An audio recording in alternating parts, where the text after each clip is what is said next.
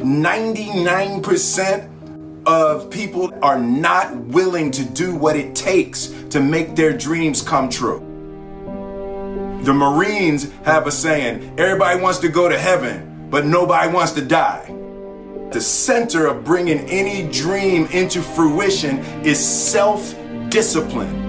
You know, something as simple as food and eating. It's not about your body as much as it is about your mind. It's getting command of your mind to be able to choose actions that are in your own best interest. Every day we are choosing shit that's not in our own best interest. So if the world is attacking you and the world wants to fight you and the world's trying to hold you down, so you're gonna kick yourself in the balls? So you're gonna stop yourself from getting what you dream. And I think the word discipline has kind of gotten a bad name. We think about it in terms of punishment. I'm not talking about discipline in that way. I'm talking about discipline in the sense that you forego immediate pleasure for the exchange of long-term self-respect.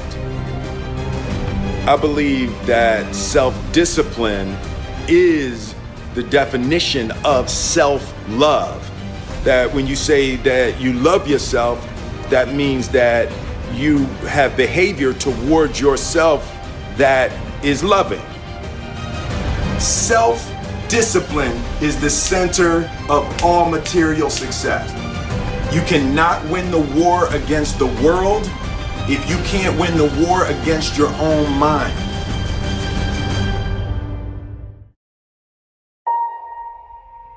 Self-love is when you say to yourself, oh man, look, I know you and that girl got a real connection. I know y'all vibe, but that's your girl's cousin. So I love you too much to let you do that. It's like you say to yourself, hey man, look, I know you want to eat that pizza and it'll be really good, you know, but I can't let you eat that, man, because if you eat that pizza, you're going to feel like shit, you know, and I love you too much to let you eat that. Self-love is, hey, look, I know you got a test on Monday, you know, and I know you really want to go out with your friends. It's Saturday night, you want to go out, but if you fail that test, you're not going to feel good about yourself. You know, I love you too much to let you go out tonight. Self-discipline is self-love. If you want to be happy, you have to love yourself, which means you have to discipline your behavior. The road to sustained happiness is through disciplining your behavior. We tend to base our self-esteem on what other people think. And that's not really self-esteem. Self-esteem is supposed to be how we feel about ourselves. And I was just saying how dangerous it is to allow other people to determine how you're going to feel about you. And it's kind of like looking into a broken mirror. You're going to look in a broken mirror and then change your face to try to look good in this defiled, busted, broken mirror.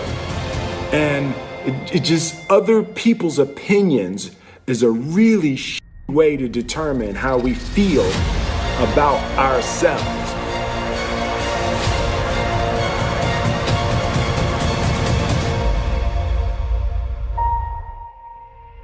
It don't matter whose fault it is that something is broken if it's your responsibility to fix it. For example, it's not somebody's fault if their father was an abusive alcoholic, but it's for damn sure their responsibility to figure out how they're going to deal with those traumas and try to make a life out of it. It's not your fault if your partner cheated and ruined your marriage, but it is for damn sure your responsibility to figure out how to take that pain and how to overcome that and build a happy life for yourself.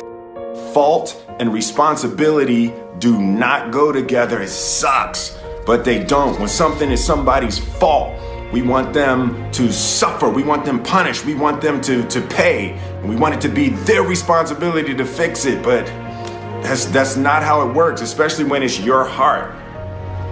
Your heart, your life, your happiness is your responsibility and your responsibility alone.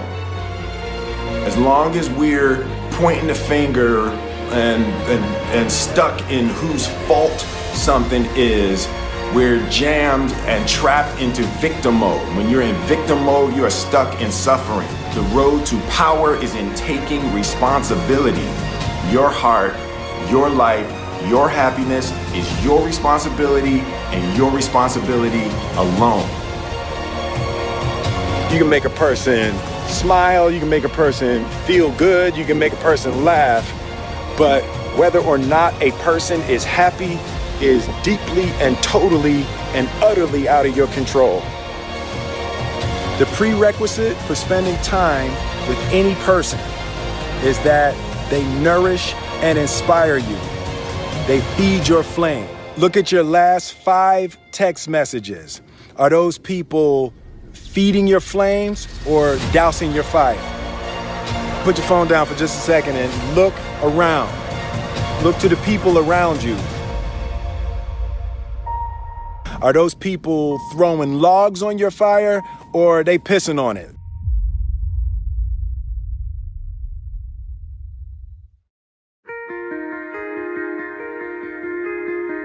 I want my life, I want my work, my family, I want it to mean something. And it's like, if you are not making someone else's life better, then you're wasting your time. The separation of talent and skill is one of the greatest misunderstood concepts for people who are trying to excel, who have dreams, that want to do things. Talent you have naturally. Skill is only developed by hours and hours and hours of beating on your craft. You don't try to build a wall. You don't set out to build a wall. You don't say, I'm going to build the biggest, baddest, greatest wall that's ever been built. You don't start there. You say, I'm going to lay this brick as perfectly as a brick can be laid. There will not be one brick on the face of the earth that's going to be laid better than this brick that I'm going to lay in this next 10 minutes. And you do that every single day. And soon you have a wall. And soon you have a wall. And I think psychologically, the advantage that gives me over a lot of people that I have been in competition with in different situations is it's difficult to take the first step when you look how big the task is.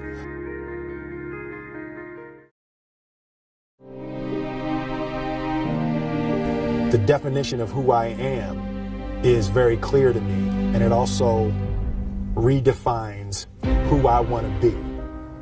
In that I know for a fact that I'm stronger than I thought I was. You know, you can't help but ask yourself the question, what would I do if I was in Muhammad Ali's shoes? I'm motivated by fear. I hate being scared to do something. And I think what developed in my early days was the attitude that I started attacking things that I was scared of. Why were you scared in your bed the night before? What do you need that fear for? Just don't go. Why are you scared in your bed 16 hours before you jump? Why are you scared in the car? Why could you not enjoy breakfast? Fear is fear of what? You're nowhere even near the airplane. Everything up to the stepping out, there's actually no reason to be scared. It only just ruins your day. You don't have to jump. And then in that moment, all of a sudden, where you should be terrified is the most blissful experience of your life. And God placed the best things in life on the other side of terror.